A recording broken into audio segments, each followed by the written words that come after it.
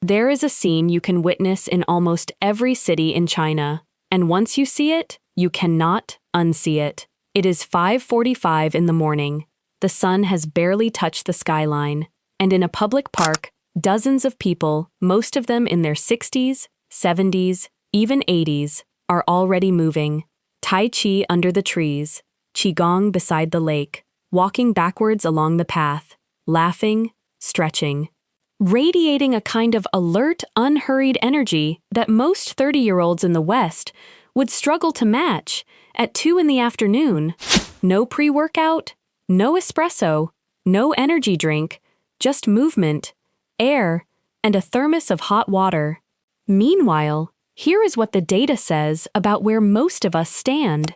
66% of American adults drink coffee every single day, the highest rate in 20 years, according to the National Coffee Association's 2025 report. The global energy drink market hit $85.3 billion in 2025. According to Grand View Research, Americans spend over $110 billion per year on coffee products alone. And yet, despite drowning in caffeine, the CDC's 2024 National Health Interview Survey found that 30.5% of American adults sleep fewer than 7 hours per night, only 54.8% wake up feeling well-rested, and 83.6 million adults are chronically sleep-deprived. We are spending more on energy than any civilization in history, and we have less of it than ever. Today, I am going to walk you through 7 habits that Chinese people practice daily, most of them centuries old, that produce sustained, steady energy from morning to night without a single milligram of caffeine. And the science behind each one is not mystical, it is biological, measurable, and available to anyone willing to change how they start and end their day. If this is the kind of content that genuinely helps you, subscribe to Sino Living right now. We release new research-backed content every single week, and every video is designed to help you live better by learning from cultures that have been doing it longer. Before we walk through the habits, you need to understand something fundamental about how caffeine actually works, because it explains why most people feel more tired, not less, as the years go by. Caffeine does not give you energy. It blocks a molecule called adenosine. A 2022 comprehensive review by Reichert and colleagues, published in the Journal of Sleep Research and cited over 260 times, explains that adenosine is a natural byproduct of brain activity that accumulates throughout the day and signals to your body that it is time to rest. Caffeine works by attaching to adenosine receptors and preventing that signal from getting through. You do not gain energy. You block the awareness of fatigue. But here is the problem. While caffeine is blocking the receptors, adenosine keeps building up behind the dam. The moment caffeine wears off, usually 3 to 5 hours later, all that accumulated adenosine floods the receptors at once. That is the crash. And it is not just a feeling, it is a biochemical rebound that leaves you more fatigued than you were before the coffee. It gets worse. Research reviewed by Reichert et al. Shows that with chronic caffeine consumption, the body adapts by producing more adenosine receptors, meaning you need more caffeine to get the same effect. This is textbook tolerance, and it means that a daily coffee habit does not improve your baseline energy over time. It simply prevents withdrawal symptoms that the habit itself created. Traditional Chinese medicine has a phrase for this: ji, qua, borrowed energy. The idea is that stimulants do not generate vitality, they advance it from tomorrow, and eventually, tomorrow comes due. The Chinese approach is the opposite. Instead of borrowing energy, they cultivate it through habits that build the body's capacity to produce and sustain its own fuel, day after day, decade after decade. Here are 7 of them. The first habit is cha lia, morning exercise. Across China, parks fill before dawn with people practicing Tai Chi, Qigong, walking, stretching, and community dance. A survey of over 1,500 Chinese seniors found that 75.7% listed walking as their primary exercise, with community-based movement forming the cultural backbone of daily activity. This is not about intensity. Nobody is sprinting. The pace is slow, the movements are flowing, and the atmosphere is social and relaxed, but the physiological effect is significant. Morning movement, even gentle movement, increases blood flow to the brain, raises core body temperature, and triggers the release of cortisol in its natural morning peak, which, unlike the artificial spike from caffeine, aligns with your circadian rhythm and sets the body's internal clock for the day. A 2025 meta-analysis by Dong and colleagues in the journal Medicine reviewed 31 randomized controlled trials of Tai Chi and Qigong and found significant improvements in both physical and psychological well-being. Qigong practice specifically reduced cortisol levels with a pooled effect size of -0.621, not eliminating cortisol, but normalizing it. When cortisol follows its natural rhythm high in the morning, tapering through the day, you feel alert without feeling wired. That is sustainable energy. The key insight is the timing. Chinese morning exercise happens before breakfast, before screens, before the world gets loud. It sets the nervous system to alert and calm, a state that caffeine cannot replicate, because caffeine only delivers alert.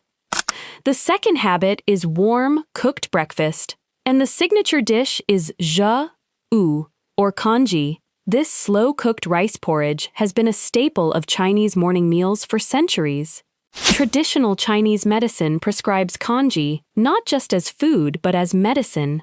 It is the first thing given to the sick, the elderly, and those recovering from illness, precisely because it is warm, soft, and easy for the digestive system to process. In TCM theory, the spleen and stomach are the organs responsible for transforming food into qi, usable energy. Cold and raw foods are considered taxing on this system. Warm, cooked foods support it. While Western nutrition does not frame it this way, the underlying principle aligns with digestive physiology. Warm foods require less energy to break down, and cooked grains release glucose gradually, rather than in spikes. Contrast this with the standard American breakfast pattern. Many Americans skip breakfast entirely or grab a pastry, a sugary cereal, or a coffee.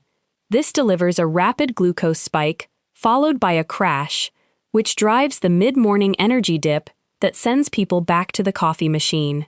A warm, balanced Chinese breakfast congee with vegetables, a boiled egg, pickled greens, steamed buns, provides sustained-release carbohydrates, moderate protein, and gentle warmth that supports digestion rather than straining it. The energy arrives slowly and lasts through the morning.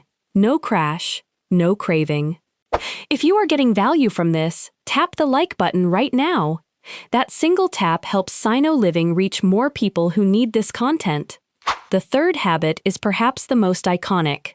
Ha Ra Shua, drinking hot water. In China, carrying a thermos of hot water is not a health trend. It is civilization-level infrastructure. Communal hot water stations exist in offices, train stations, hospitals, and university dormitories. Students carry thermoses to class. Grandparents carry them to the park. The habit is so deeply embedded that the phrase, "drink more hot water," has become a cultural meme offered as advice for nearly every ailment. From a TCM perspective, cold beverages are believed to contract the stomach and slow digestion, diverting energy inward to warm the liquid rather than outward to fuel activity. Hot water, by contrast, is thought to support circulation and help the spleen-stomach system function optimally. Western science does not use the same framework, but the practical effect is measurable. A 2003 study, published in the European Journal of Clinical Nutrition, found that warm water consumption increased gastric motility, the speed at which the stomach processes contents, more effectively than cold water. Consistent hydration also supports cognitive function. Even mild dehydration of 1 to 2% has been shown to impair concentration, mood, and working memory. The deeper principle is this: Chinese people maintain hydration as a constant, low-grade practice throughout the day. There is no 3 p.m. scramble for an iced latte because there is no dehydration-driven fatigue in the first place. The thermos replaces the coffee cup, and the energy it sustains costs nothing. The fourth habit is Duo C, the midday rest. According to a survey by the China Sleep Research Society, reported by the South China Morning Post, 72% of Chinese people take an afternoon nap of at least 30 minutes daily. This is not laziness. It is one of the oldest documented health practices in Chinese medicine. The Huangdi Neijing, the Inner Canon of the Yellow Emperor, China's oldest surviving medical text, completed roughly 2,000 years ago, prescribes solid sleep during the Zi hour, which corresponds to 11 p.m. to 1 a.m., and a short rest during the Wu hour, 11 a.m. to 1 p.m. TCM theory holds that the Wu hour is the peak of yang energy, and a brief rest at this transition point allows the body to recalibrate without collapsing into deep fatigue. Modern sleep science confirms the principle. A landmark study from NASA's Ames Research Center found that a 26-minute nap improved pilot performance by 34% and alertness by 54%. Research consistently shows that short naps 10 to 30 minutes enhance memory consolidation, improve reaction time, and reduce the afternoon cortisol dip that drives the post-lunch energy slump. In many Chinese workplaces, the lunch break extends to 90 minutes or more, specifically to accommodate WSA, Xia. Employees recline at their desks, unfold cots, or rest their heads on purpose-built nap pillows. It is not a perk, it is expected. Meanwhile, in the United States, napping carries a stigma of laziness. The cultural response to afternoon fatigue is not rest, it is another cup of coffee. One addresses the cause, the other masks the symptom. The fifth habit is the beverage that replaced nothing because it was there first. Cha, tea. China has been drinking tea for over 4,000 years, and while young urban Chinese are increasingly adopting coffee culture, tea remains the default daily drink for the vast majority of the population. The energy profile of tea is fundamentally different from coffee. Tea contains L-theanine, an amino acid that promotes alpha brainwave activity, creating a state of calm alertness rather than the jittery spike and crash of coffee. A 2025 review by Dashwood and colleagues in nutrition research confirmed that L-theanine increases alpha-frequency band activity within 30 to 60 minutes of consumption. Combined with the moderate caffeine content in tea, roughly 30 to 50 milligrams per cup, compared to 95 to 200 in coffee, the result is what researchers call calm focus. Alert without anxious, energized without agitated. And because the caffeine dose is lower, the adenosine rebound is smaller. There is no crash. The energy does not disappear at 3 p.m. It tapers gently, aligning with the body's natural circadian decline rather than fighting against it. Chinese tea culture also builds in natural pacing. Tea is sipped throughout the day in small quantities, often re-steeped multiple times from the same leaves. This creates a steady, low-level stream of both caffeine and L-theanine rather than the bolus dose of a single large coffee. The body stays in a sustained state of mild activation without ever tipping into overstimulation or withdrawal. The sixth habit has a proverb behind it. Fan ha squadu, zichu, hua, gu dao, ji, dif, sha, dif. Walk 100 steps after eating. Live to 99. This is not poetry. It is a health prescription embedded in daily culture. After meals, particularly after dinner, Chinese families walk, slowly, through the neighborhood, not for exercise, not for steps, for digestion, circulation, and the gentle transition from activity to rest.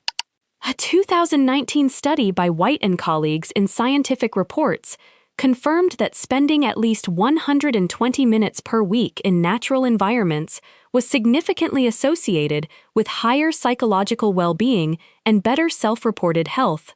A Chinese family walking 20 to 30 minutes after each dinner accumulates well over this threshold weekly. But the energy benefit is specific. Post-meal walking improves blood glucose regulation, preventing the sharp insulin spike and subsequent crash that follows a sedentary post-meal period. When blood sugar stays stable, energy stays stable.